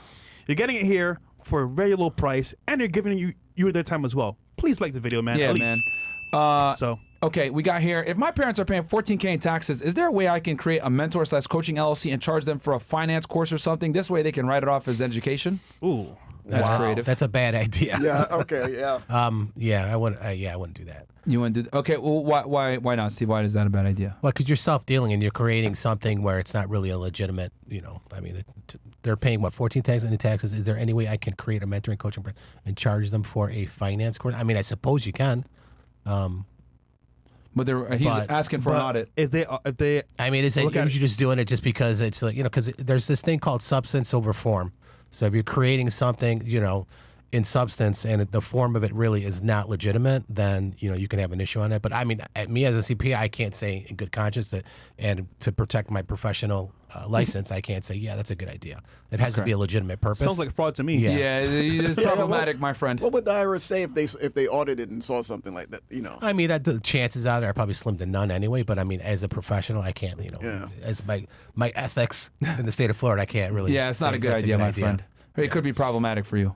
Let's see here. I'm a server and have to pay a lot of taxes. Will buying a duplex or a triplex help me on taxes? Absolutely. Yeah, I mean, it's a definitely, property. bro. Yeah, Absolutely, depreciation. dude. Can't they request to get their money in cash as a server? Because they make tips, right? Yeah. So I mean, they're probably getting a lot of cash tips, but most people nowadays don't even carry cash anymore. They're just doing it with a debit and credit cards. You're now, right, actually. So I mean, that's gone down significantly. Okay. Okay. Question for Roger. What kind of polish do you use? Nigga said you bald as hell. Yo, hero don't play. Yo, what the fuck, man? Don't play, bro. Yo. All right, my friend has a house for sale in Texas for $60K, renting for $800 a month. Nigga got a house for $60K in Texas? Yeah. Wow. $800 a No, month. yeah. Renters in it already has a sinking foundation. Is it worth getting? Well, Ooh, no I- wonder I- it's I think 60K. I would say generally no, unless of course you have that background to be able. Now, here's what I want to say: if you actually have a construction background, because I know investors that they're happy when they see stuff like that, because a lot of people are going to pass on that and they're going to get it for dirt cheap because they know how to fix it. Make sure But- it's not a sinkhole. Yeah. Yeah, but if you don't have that expertise, then probably not a good idea. Is it worth hiring someone to maybe do an assessment and look and see if it's salvageable? A professional? Absolutely. Yeah, absolutely. But here's the problem with that: you really got to get someone that knows what they're doing, and that's not going to try to overcharge you to fix that. Yeah. Yeah. Okay. Imagine you buy the property and then they sink. Yo, bro, yeah, that's a wrap. Yo, you That's wanna get definitely sued. Yo, dog, that's terrible. Dave, I recently bought all of your books, including Set for Life, which you and Myron recommend. Who's Dave, bro? Who's Dave, bro? Dave. Yeah. The author's not named Dave, by the way. I already corrected All it in right. the chat. I'm looking into Dallas currently to purchase my first home, which I plan on renting out and having a vetted friend be the property manager. I'd like to know what you think of this. What order should I read your books in, and any other recommendations? This is not Dave, my friend. You talking about Steve's books? No, that's the author I don't have a from book named Set for Life. Yeah. Bigger Pockets. The book I always recommend, Set for Life. Oh. Oh. Yeah, okay. What but the he's not on the panel right now, bro. The fuck? Actually, he'd be a good guest for the show, honestly. I'm confused. Why do you... What the hell? Okay. He confused Steve for Dave. Okay, all right. Added info for Dallas. I plan on renting it out while I continue to work, live outside of the state. I have a vetted friend to look over the property for me. But again, this is my first purchase. What are some things to look out for? This is the one I think for the sinking foundation, right? Yeah. Yeah, bro. And actually, I don't want to mess up his name, but it's actually Buying a house like that as your first property. his name is Scott Trench. That's his real name. Yeah. Yeah. I mean, I would say this: do your due diligence and hire someone to look and see what it's going to cost you to fix that sinking foundation. But that might not be a good first property to buy, man. Yeah. Your first property, dude, you want it to.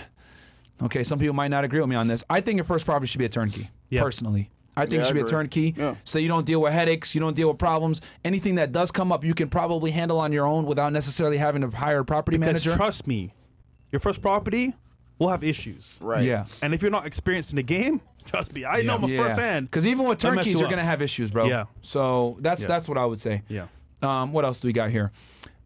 Sahib. Okay. Sabat Singh. Guys, I'm working on my trucking license again, and hopefully we'll land a job in the next 3 months. I have to pay. I have to pay my family's family's debt. close to $80,000 back home in India. I want to get into real estate and also get out. This nigga stretching it, huh? This nigga, did this come in before? Wait, before we went live. Okay. Before we went live. Should I pay debt first? That will take close to 2 years to invest in real estate. Whose down payment will take same time to collect. I want to be done with debt as my relation with. Damn, nigga. I want to be done with that as my relationship with family is getting worse. It's like a ticking bomb. I tell them to stop spending money on stupid things like home renovation when they eventually want. What There's the? more. Wait, there's more. And he brought it down to $1. Yo. Nigga, bro. Any tips on how to get into America? Oh, Yo, wow, this is- man. Yo, first off, bro, the question, we appreciate it, bro. But Cut 'em come off. on, cheapskate. Come on, bro. What you doing, dog? Anyhow, pay for that, nigga. That's going to be... I'm surprised he's Yo, when I still do going. sex with my I do eyes, are sex any with- tips to be safe from pepper spray? He's trolling. He's trolling. You wildin', dog. Yo, what the fuck, man? We appreciate it though, bro. Honestly, we appreciate it. But These are also before. Yo, always 80K to went get your family out of debt though is wild, bro. but hold on, it's In in India. Indian money, so isn't it gonna No, be way it's less? 80K US, but it's in India. Oh shit, Yeah.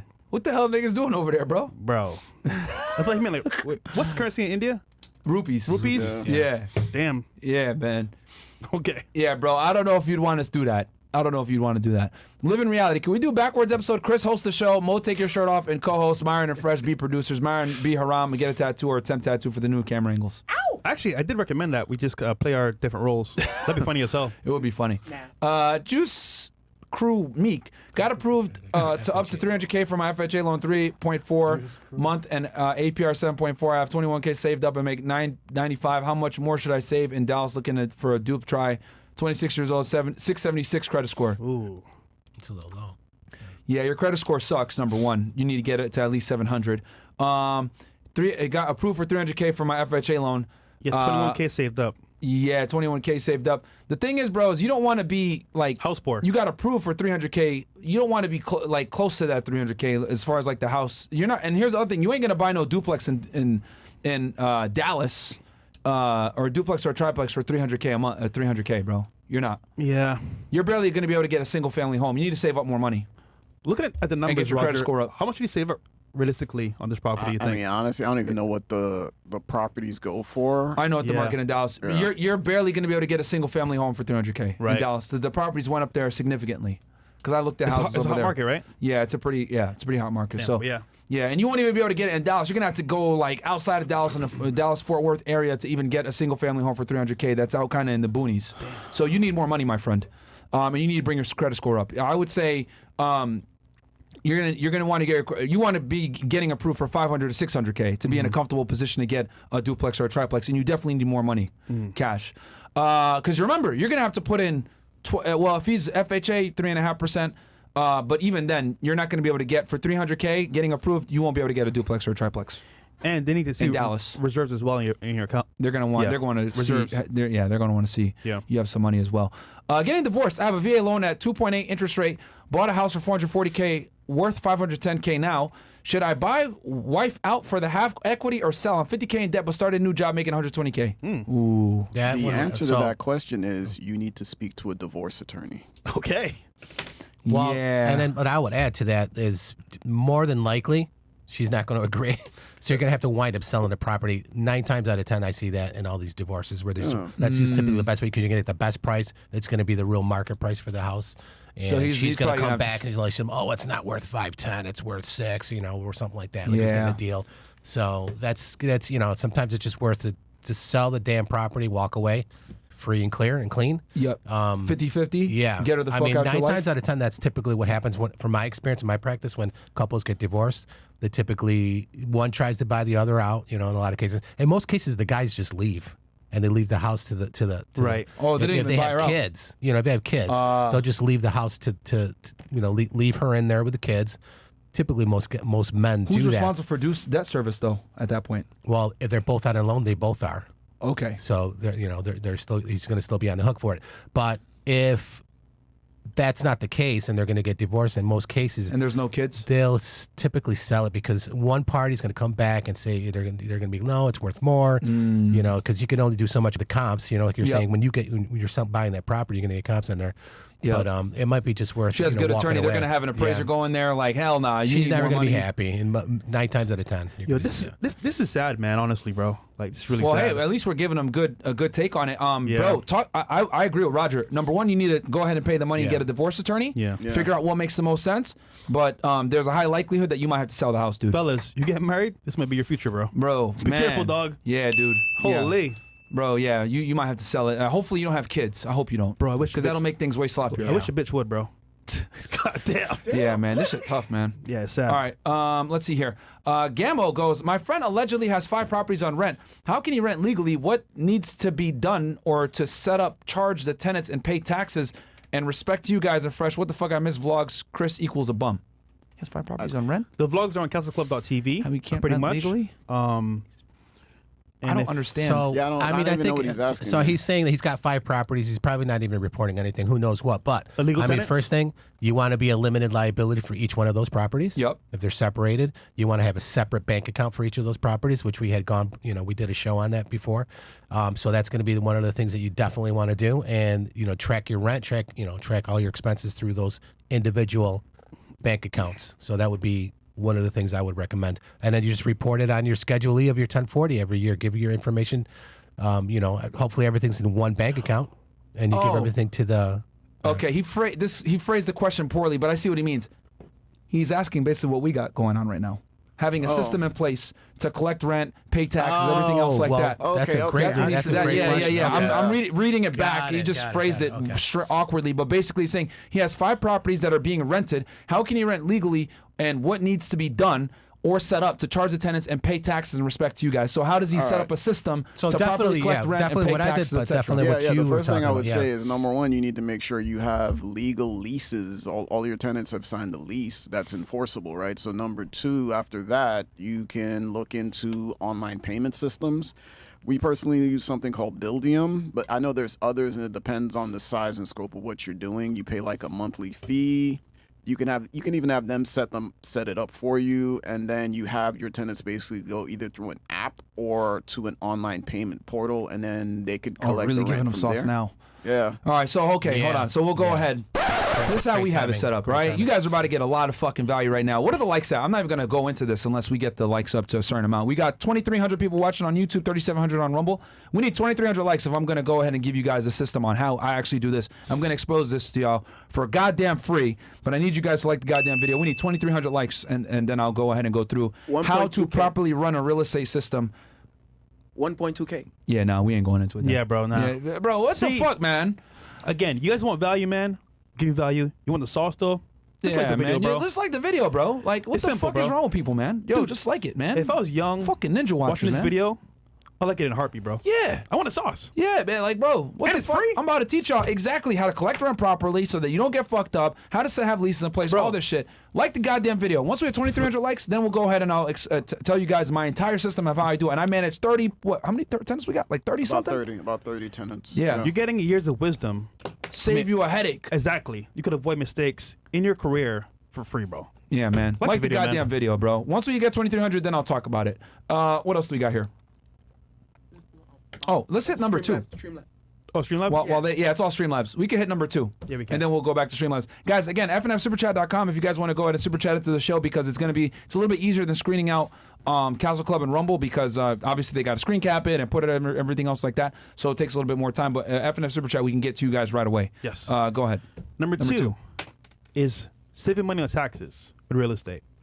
Now, I'll usually lead off with this, Steve, but like, for example, how can I save money and like start, I want to say, benefiting off of their taxes as well?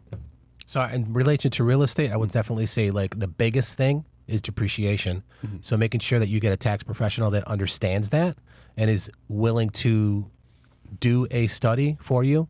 Because not some CPAs, like I said, 9 times out of 10, or maybe 80% of CPAs are going to basically take the price of that property, allocate a little bit to land, and then depreciate the rest, either if it's commercial over 39 years or if it's residential 27 and a half years. So you're getting a little tiny bit of a depreciation expense deduction. So you want to do you don't need to hire like, a multi, $1,000 study for the average house. You just have a CPA that understands that they can break the property into some component parts. I think in his case, one time we had, like he was talking to these like turnkey properties where the previous owner already had all the receipts. Yeah. So all the cost of a lot of the non-structural components of that property were already priced out. So we could take that and accelerate the depreciation and get a huge deduction. That's typically the biggest one. Question. Let's say I'm a W-2 worker and I buy a property. Would that benefit me as well?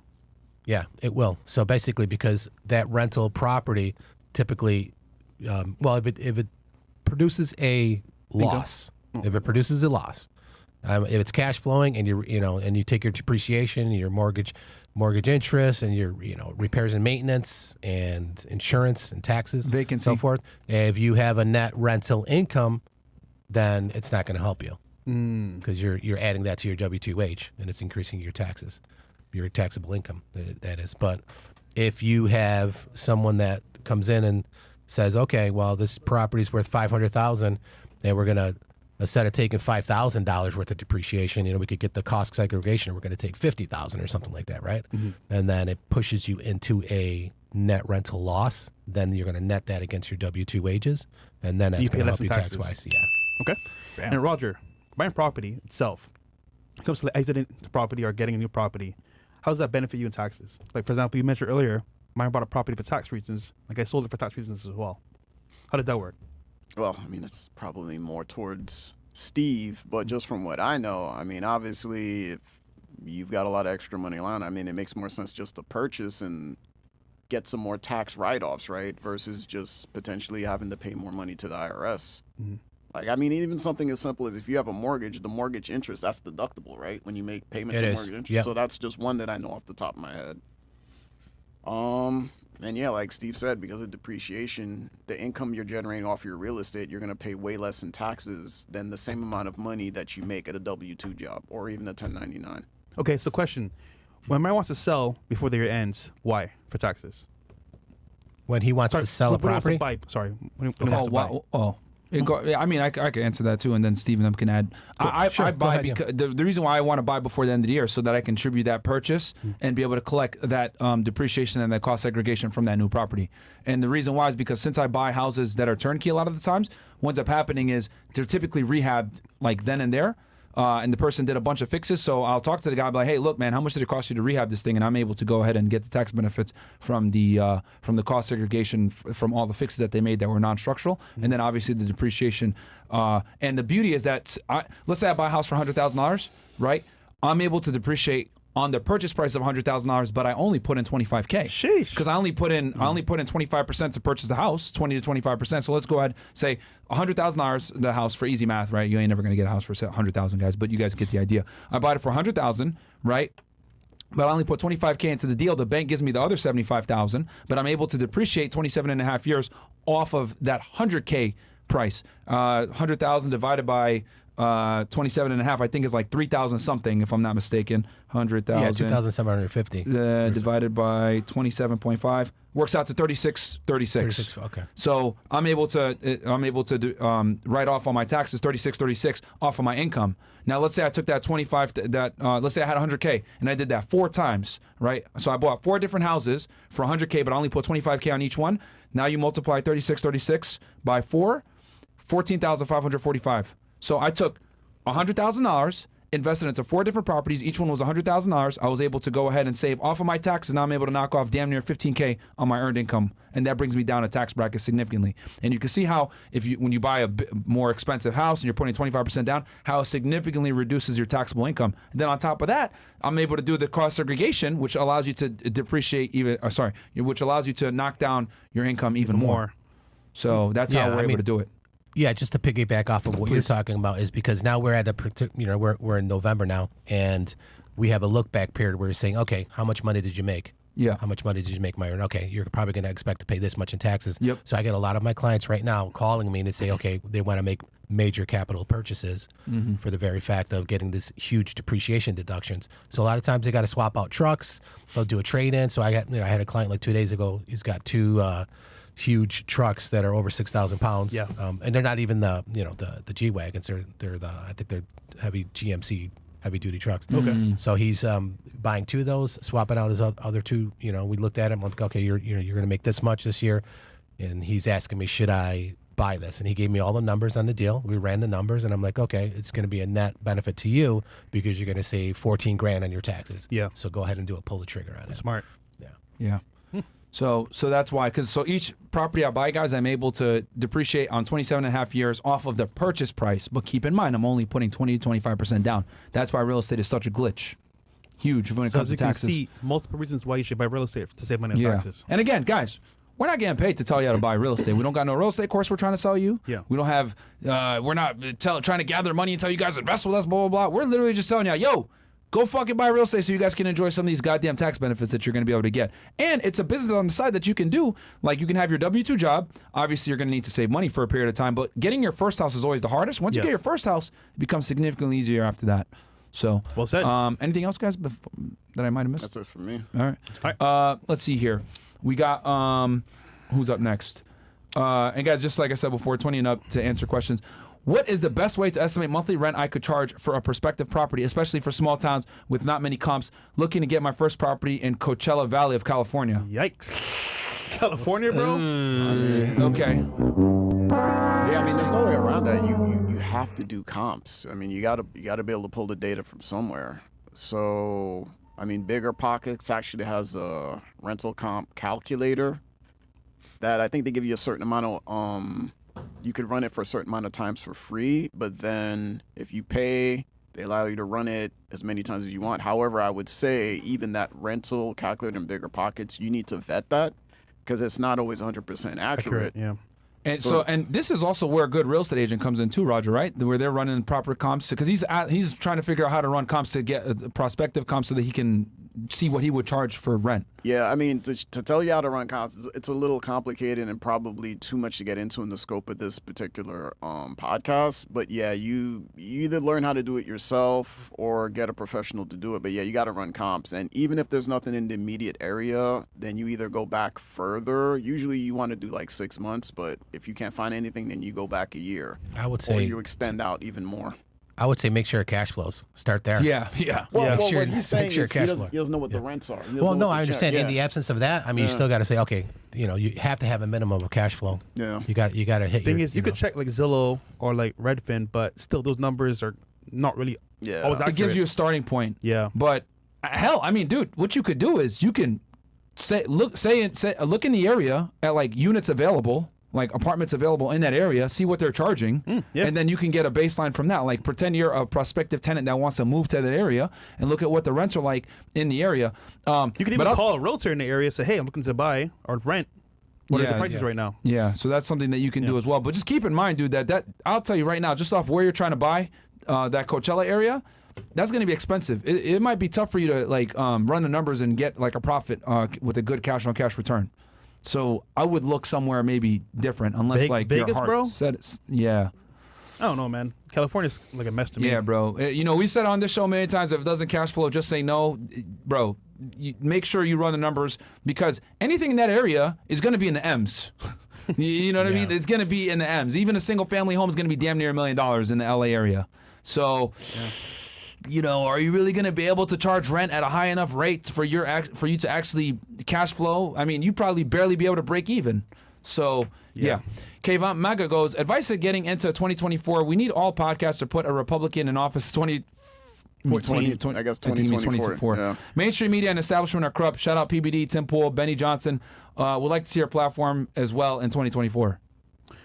Well, my friend, the fight is going on strong, and it's not going to be easy.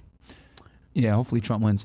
Network Bro goes $100. Shout out to you, man. I found Roger through FNF 3 years ago. We are 2 transactions deep, working on a third. Once again, it's all about relationships. Shout out to you, bro. Good job, man.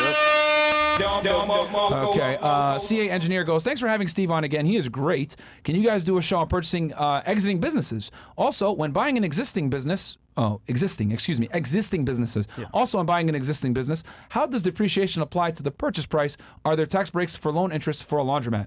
Good question. I mean, one of the things I know is when you're going to buy a business, there's always going to be agreed upon list of assets that the attorneys are going to agree to, and it's going to be inside the contract.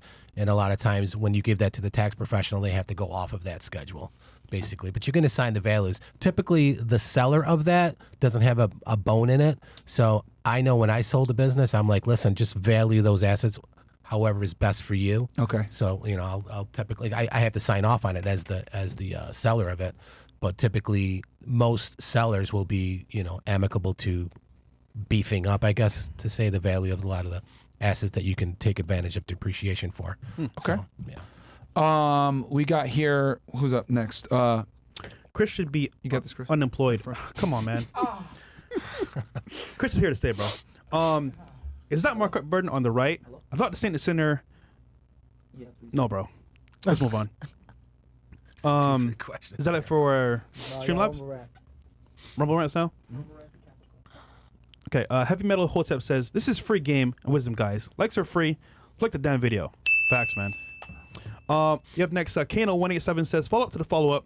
Make close to $200K per year I need about 60K for overhead. The rest would be saved for taxes and saving for more buildings. I think that was a previous question he asked before. Yeah, but that's the house with the sinking. I think this is the one that's sinking.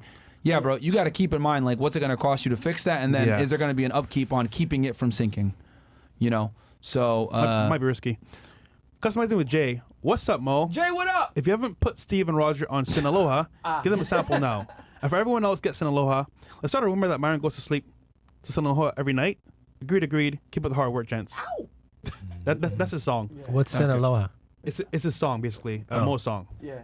Oh, okay. That's Jay the car guy. He's in my group. I got you. You're being funny, bro. Okay. Okay. Only two genders goes. Okay. When you purchase property, are you immediately allowed to change rates or kick people out? I want to purchase my first property with FHA, but wouldn't that prevent me from being able to buy a turnkey because I have to live in it to purchase it with an FHA?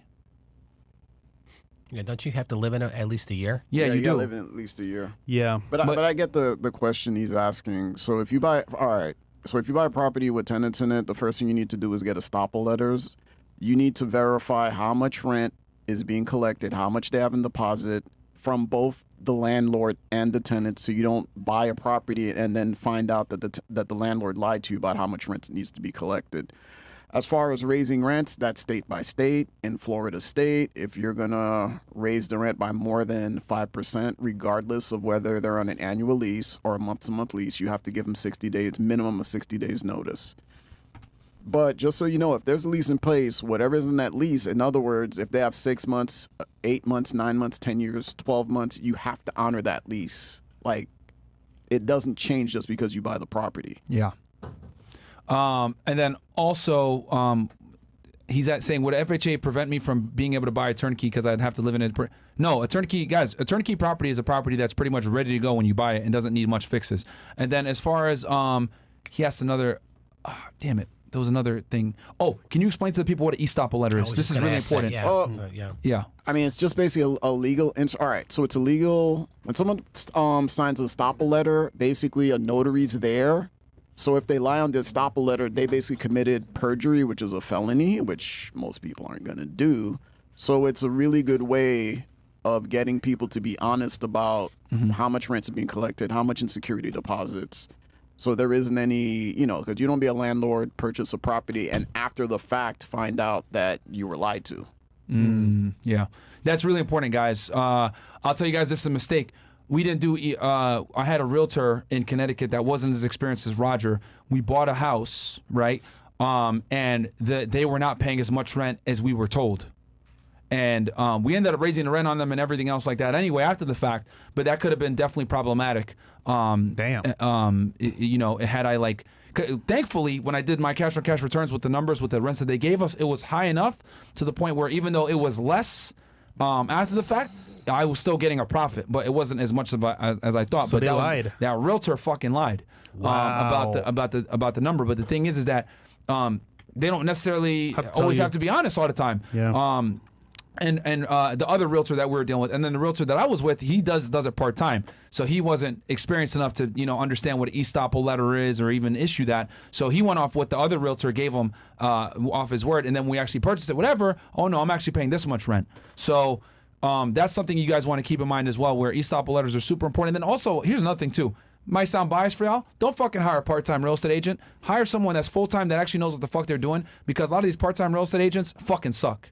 Don't hire some bimbo because she's hot and does a part-time. No, man. Hire someone that does the shit full-time and knows what the fuck they're talking about, bro. Because you'll be put in a position like this guy where he did it part-time and he didn't have the experience to detect what the rent really was, didn't even think about an estoppel letter, and I ended up buying a house where I wasn't getting as much rent as I thought. Thankfully, we were able to raise the rents and we were able to fix the situation, but had I not, bro, would have been bad. Side note, the hot realtor that you want to buy from won't smash you. Facts. So and she's probably gonna be stupid. So yeah, man, work with a male realtor, bro. It makes a difference. And, echoing what you're talking about, when I first started, I had a real estate agent that I worked with, and they felt confident enough that because I had maybe done 3 or 4 deals with them. So you talked about getting that off market, we call it pocket listing, I guess, or something where they have the connections, but they had been in the real estate profession for 30 years. So they knew everybody. They had a ton of connections. So that's who you want to work with. Somebody that, like you talked about since, 2016? people doing it. So, he's got networks of people in other states where you can call, and he's even calling my office and making sure that I'm putting my antennas out there to see if there's any deals that come up, so we could talk. Relationship Building and networking, absolutely. That's It good. makes a difference. Bam. What else do we got here? Sakin goes, made $240K this year from W-2 jobs, got $35K liquid, trying to lower tax burden and find a CPA to help figure out taxes and start an Amazon FBA business. How does using earned income to start an LLC affect personal taxes? Reached out to Steve's guy's name, Lan.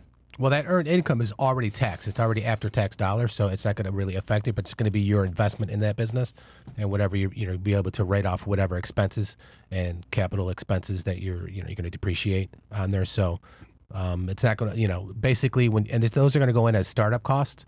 So we're not going to take those over a certain amount of period you're going to depreciate them. You don't deduct them all in the first year with startup costs. So you have to differentiate what are startup costs and what are not. So make sure you track everything. All right. That's good to know. Anybody else? Yep. Rumble rants. Oh, Rumble Rants. Okay.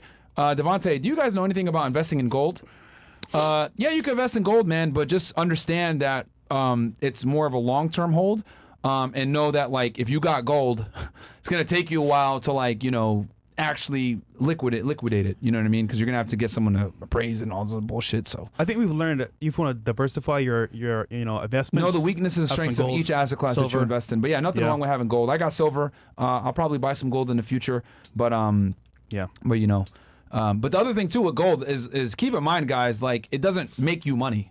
Like, whenever you buy precious metals, like, it's not making you money. If anything, at best, it's a storage of value, but it fluctuates all the time. Yeah. So keep that in mind as well. What else? When you purchase property, are you immediately allowed? And is there any tax benefit to buying gold? No, I mean, right? it's just an investment. Yeah. This is like buying crypto and You anything can't else. even. You can't really write nothing. It's just an investment. Okay. Kano. It was the tea house that was sinking. LOL. It was about the savings account under LLC. The one in Dallas. On Dallas. With us, he said he's clarifying that it was the sinking foundation. Oh yeah. Then Yes. yeah, dude, Yeah. you need to get somebody out there that's a professional and see if it makes sense for you to purchase the house. Because let's say $60,000 house, but it's going to cost you $100,000 to keep it from sinking. Might not be worth it. You know what I mean? Hell no. So that's definitely a case by case situation. And then also, you know what I would do? I'd hire 2 different independent people to assess it to see what it's going to cost you. Price difference. What else do we got here? Kano goes, follow up from earlier. If the money just sits in the company account, do I have to pay taxes on that? No, after tax dollars, it doesn't matter. I mean, I just went through this with a client of mine. I don't know how their previous CPA had him as a C-Corp, but double taxation. They had like a couple $100,000 and they wanted to pull it out, and they were like surprised that they had to pay tax on that as a dividend. But you're an S-Corp, it's just that money just sits there. So if you pull that money out, it's just a draw or a distribution. For all you guys that are LLCs and not an S-Corp, watch our episode that we did with Steve where we went into detail about why you need to set yourself up as an S-Corp. If you started as LLC, they got 2 years to switch about on 24 over? months you can get away with electing to be a subchapter S. Okay. Yeah. Unless you're something y'all getting want to into do. real I have estate. a book on that too. Actually, it's if you go to the link in my bio, seeing beyond the numbers. Just click on there. It's like I think it's $26 because I get this question all the time, and I'm so tired of going over it all the time. So it explains in there what to do, how to convert your LLC to an S corp. I even have videos in there on how to fill out the forms and file them correctly with the IRS the first time. I think that one's like $17 or something like that. I just put it out there. Get that book and watch the episode that we did on it, man. And we go over it at nauseum, man. So it's really important, guys, to set yourself up as S corp because you will set yourself up for failure and paying a lot of taxes if you don't incorporate correctly. Yeah. Anything else? Awesome show. So, gents, join Steve's Patreon, Seeing Beyond the Numbers. Yep, absolutely. So much value in there. And be a part of the best brotherhood and join the CEO network, and let's level up together. Absolutely. So There you go. customize with Jay. Yep. Like the video, ninjas. Yeah, man. Like the video, guys, so that we can go ahead and... nice picture, man. Shout out to you, Heavy Metal Hotep. Like the video, guys, and I'll tell you guys how I have my real estate set up. Otherwise, I ain't going to share with y'all, man, because you guys are being some cheapskates when it comes to liking the video. I don't want $1 from y'all. I just want you guys to like the video on YouTube. We got 2,300 of y'all watching on YouTube, and then we got another 4,600 you guys watching on Rumble. We got, what is that, like 7,000 y'all are in here, and we don't even got 2K likes on YouTube. Like, what the fuck, man? Literally, bro. What else do we got here? Good, gents. Have a great night. Shout out to you, Shout out to Bears Cody, Layers. man. Thank you so much. Bears Layers. Thank you. Winning LV goes gross income equal expenses NOI, purchase price equal ROI. A good realtor will never convince you to buy or sell. They should educate you until you can make a calculated decision. Realtor and LV, hit me up. Las Nice. Vegas, he means. Okay. We got Van Snyder in the chat as well. Shout out to you, bro. Who's that? Van Snyder. Who's that? Huh? Who's that? No, Mo knows that. Okay. That's Is not it better to checkmark. buy your first investment property where you currently live, red state, by the way, or is it also good to get your first one out of state? I'd get your first one in state. Yeah. Yeah, get your first one in state, bro, so that you can, because the thing is that the first property, I want you to be a property manager for it. Yeah. And like learn the ins and outs. First-hand experience, bro. Yeah, like you need to go through the pain of dealing with tenants for a little bit so you understand and appreciate the work of a property manager. And if you buy turnkey, it shouldn't be that bad. For your first property, you got 2 or 3 tenants, you can manage that yourself if you're in the same area. Because a lot of times, as a property